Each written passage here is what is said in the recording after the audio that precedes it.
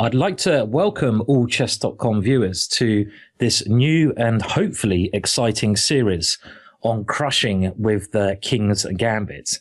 So we're going to be basically looking at 5 videos in total on the very exciting romantic King's Gambit opening, an opening which I've actually played for most of my life. Probably one of the only grandmasters who still seems to get away with playing this occasionally. It's a fascinating opening. I mean, I expect every chess player knows about the King's Gambit, and really I think it's the most romantic chess opening there is about. So it's something that I have to say has gone out of fashion a little bit recently because of the use of computers. But if we some of the games we're going to have a look at here demonstrate that it can still be a very powerful weapon. And well, the King's Gambit's been played in some of these famous games that I'm sure a lot of viewers out there would have seen. So we had the Immortal game. It's really kind of classed as coffee house chess. White tries to sacrifice all his pieces, goes straight for the black king, and happy to give up pawns, happy to give up pieces as long as he gets an attack going. And the games I've picked here, just to let you know what these 5 videos are going to include, I've tried to pick 5 very exciting games, but I've also tried to pick 5 games which have some theme throughout them so that you can feel kind of brave enough to give the King's Gambit a go in the future. Now, the first 3 games in this video series are going to concentrate on the moves, the variation e4, e5. And now the King's Gambit is when white plays f4. And, well, if we just compare this to the Queen's Gambit is the same thing, but the other way around. The King's Gambit is a much more dangerous opening for both sides, because after this f4 move, the white king can sometimes be weak, but also white aims to get very good attack against the weak square on f7. So this is one of the key points in the King's Gambit. And indeed, this is one theme I've tried to concentrate on, attacking the f7 square. Now, the first 3 videos are all going to be based on the sequence of moves pawn takes f4, obviously the most critical choice.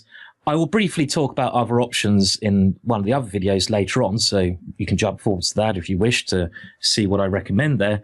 And now knight to f3. So the first 3 videos are on knight to f3.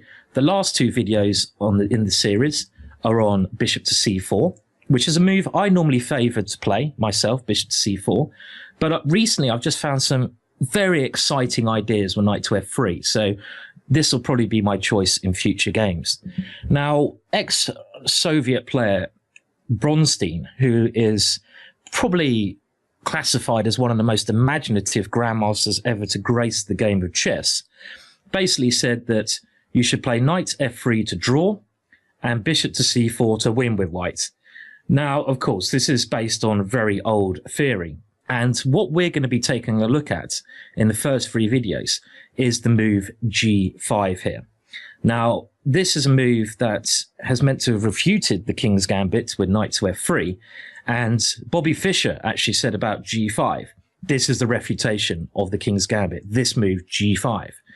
And to be honest, this is why a lot of people have stopped playing the King's Gambit, because of this move. So I'm not going to look at other options for white. I suggest that you can do that yourself instead of g5. I mean, just briefly, what you're trying to aim to achieve with the King's Gambit, it can be quite a positional opening as well as a romantic opening. If you can win back the pawn on f4, so if you can simply go pawn to d4 and bishop takes f4, you will have a lovely position.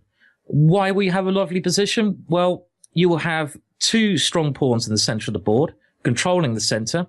You will have nicely developed pieces. And later on, when you castle kingside, we come back to this theme of having this great f-file that you can attack along. So your basic idea in the King's Gambit is not just to go completely mad and checkmate your opponent's king, as we will see, this does occur, but your first positional idea is simply to go f4 and then to take back your pawn. If you can win the pawn, you'll be much better. That's why black should try to hang on to the pawn, the f4 pawn, by playing this move g5 often, because if he loses the pawn, white can only be better. Other things we're going to look at with this knight to f3 move is really, like I mentioned before, a concentration on the f7 square. But against the move g5, which is what we're looking at, I'm recommending now the move knight to c3. Now, this is a move that was actually recommended to me by the German grandmaster Carsten Müller, who's quite well known for his endgames. And I'm using some of the ideas he approached me with here and told me about. So I have to thank Carsten Müller for some of the ideas.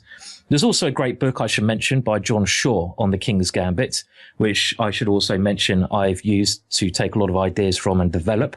So Carsten Müller and John Shaw, thank you very much. But this move knight to c3, in my opinion, is the best way of meeting the move g5. Now, here there are a number of options. In this game, we're going to concentrate on the move g4, which looks like a very logical continuation, and black wants to play queen to h4 check next. So this is something I'm sure if you play this variation with your two knights developed, you will get over the board on a regular basis.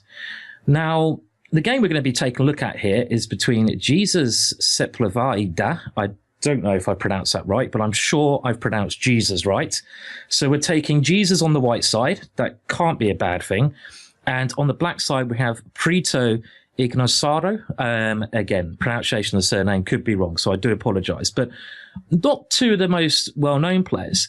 Apparently, the player on the white side, Jesus, is, I believe, a physics professor, maybe in Spain. But here he plays a phenomenally beautiful game.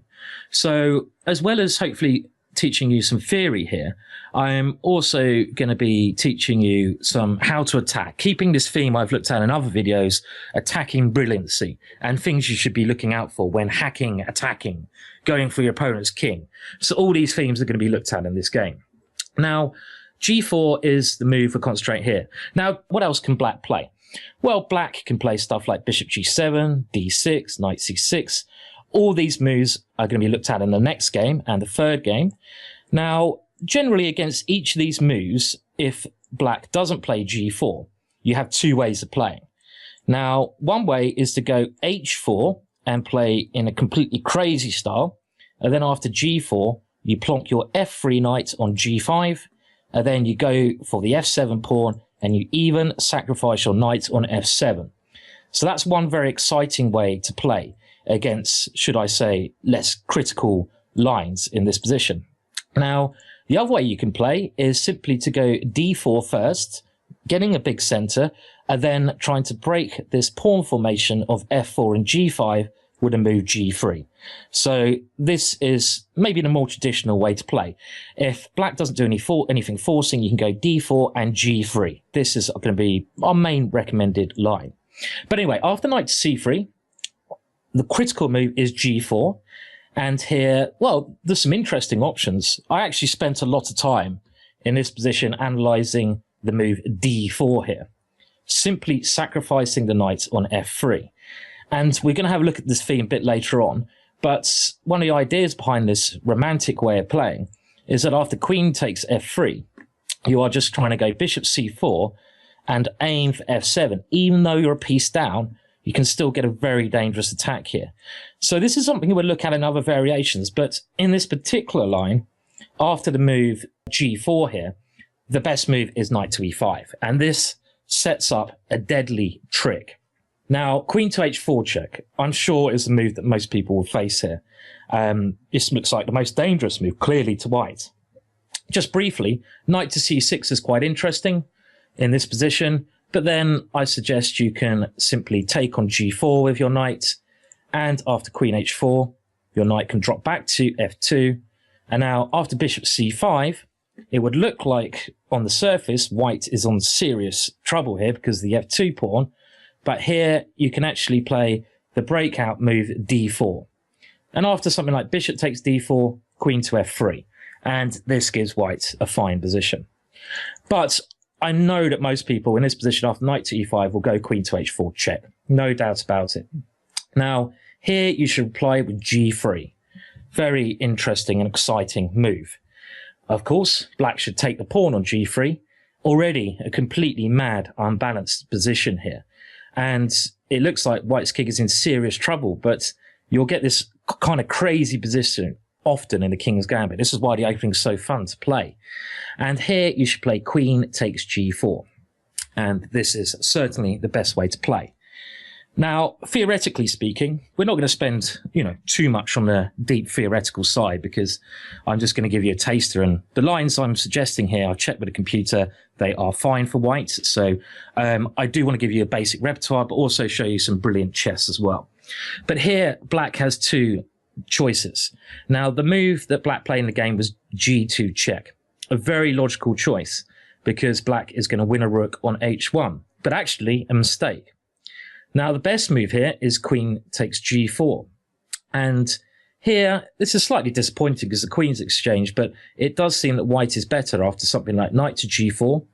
And now, let's say d5, creating a threat against the knight on g4. And now, knight to e3, I think, is the best move.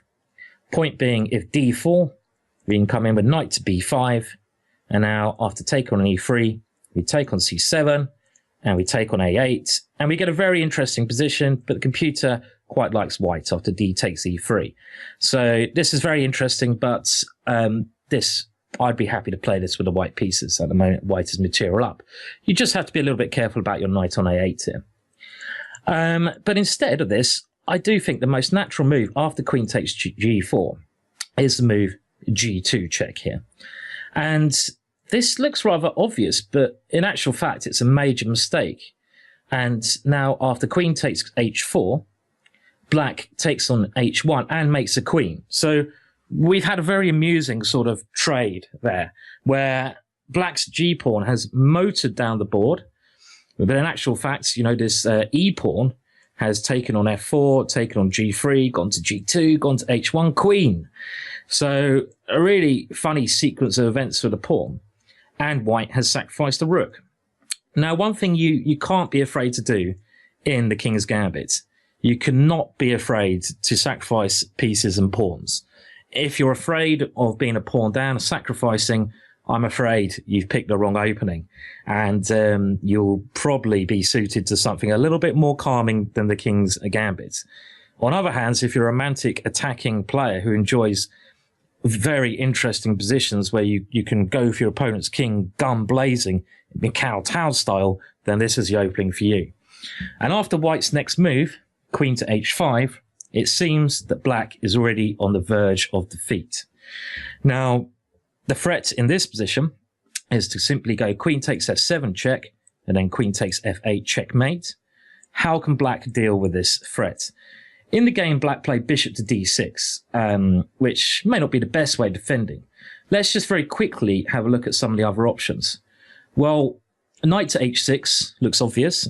This knight defends the f7 square, but now we can develop and play a move that attacks the defender of f7. And even though we're rook down here, this position is just winning for white. For example, you could go knight to c6 or d6, doesn't matter too much. And now we just simply take on h6.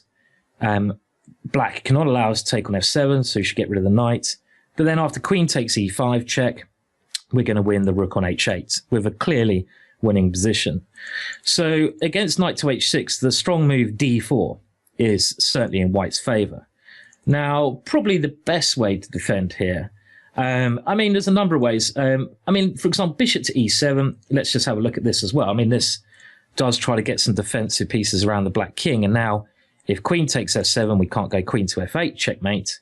But here, there's a very beautiful line. And I think the best move here, in actual fact, is knight takes f7. And this keeps more threats in the position than simply taking our queen, because now we have a discovered check with our knight. One beautiful variation here, really beautiful variation, is knight to f6, which looks fairly logical. Black is attacking the queen. And now what can we play? Well, it's checkmate in 3 moves here. Forced checkmate. See if you can solve it. If you want to, pause the video very briefly. It's a checkmate we're going to see later on in the game. What do you start with? Knight to d6 check. Now, if king to f8, queen to f7 checkmate, the black king has to go to d8.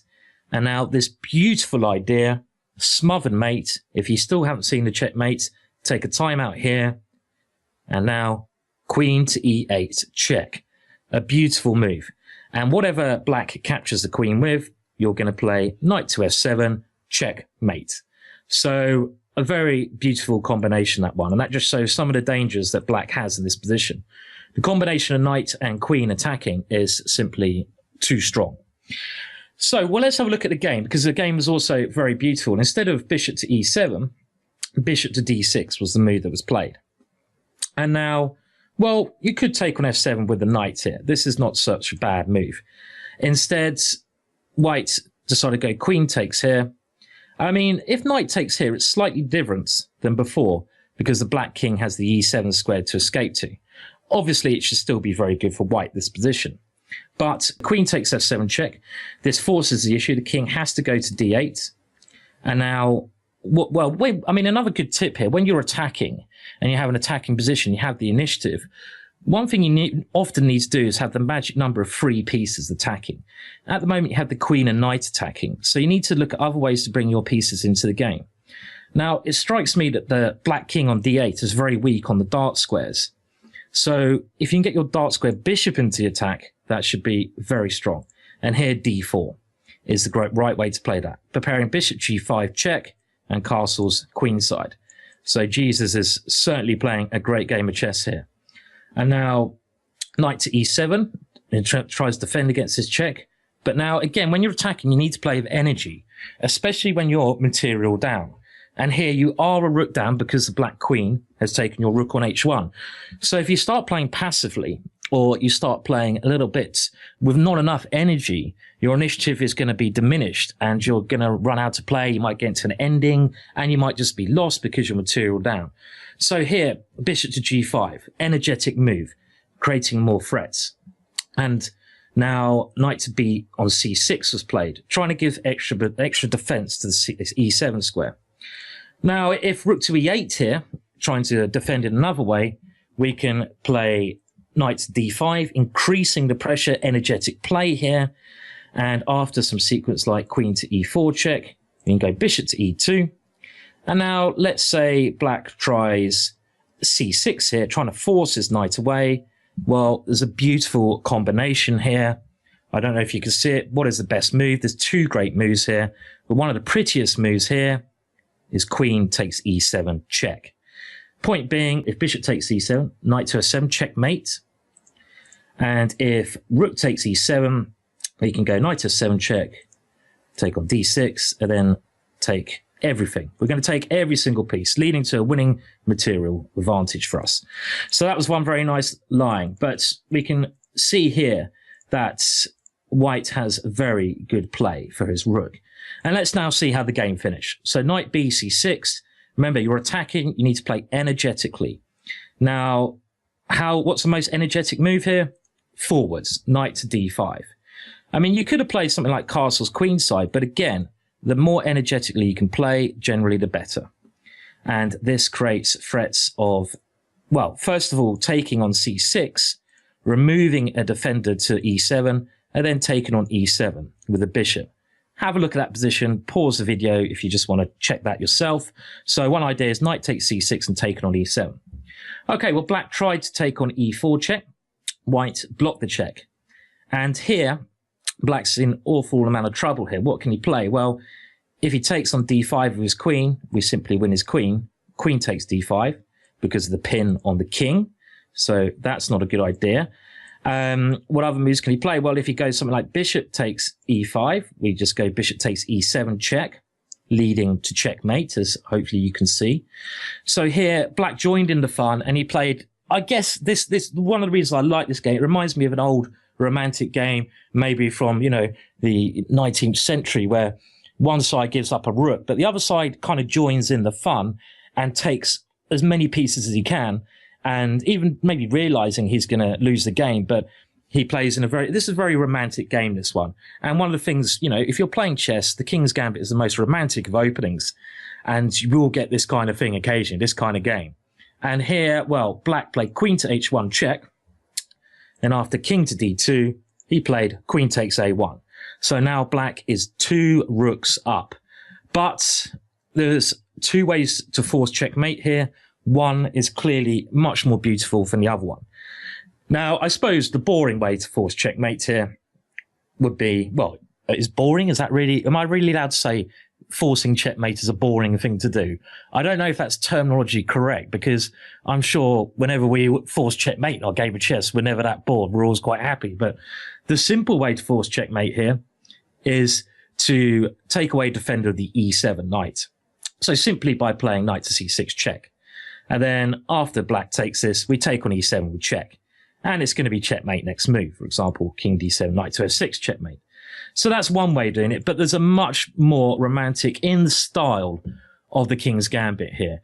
Can you see the checkmate? So I've pointed out knight takes c6 checkmate, but there's another move here which I have to admit is one of the most beautiful checkmates I've personally seen. Can you find the other checkmates in this position? Just pause the video if you need to do that here. Well, the checkmate is queen to e8 check. A completely ridiculous looking move. So it looks like black can take this queen with two pieces, the rook or the king.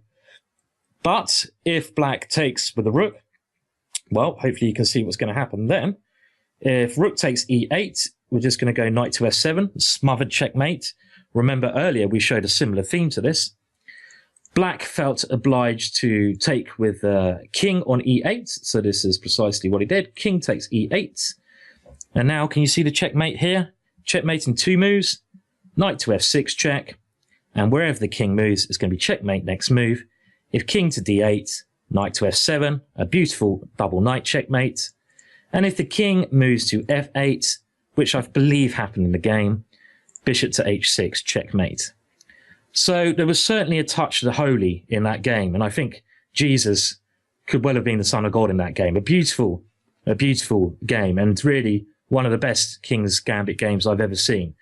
Really nice attacking play, lovely sacrifices combined with aggressive, energetic play. When you play the King's Gambit, this is what you need to do. You need to play with energy. Let's just go over the important moments before we move on. Well, if you want to move on, hopefully you do, to the next video in this series. So the important moments were, after this knight to f3 move, we're concentrating on g5. My main suggestion here is knight to c3, the double knight development. If black doesn't play g4, we'll move on to that in the next game, have a look at possibilities there. If he does play g4, we can go forwards with our knight. Then after the very tempting queen h4 check, we simply block with g3. And if pawn takes pawn, we take on g4 with our queen. Happy to enter into a slightly better ending if queen takes queen. But if black plays the obvious g2 check, we have queen takes h4, and then queen to h5, ganging up on the f7 square. A square that is a very weak point in black's position. A very beautiful game, very beautiful finish, and a very good taster, I hope, for the King's Gambit. So hope you enjoyed that. If you did, please look at the other videos in this series.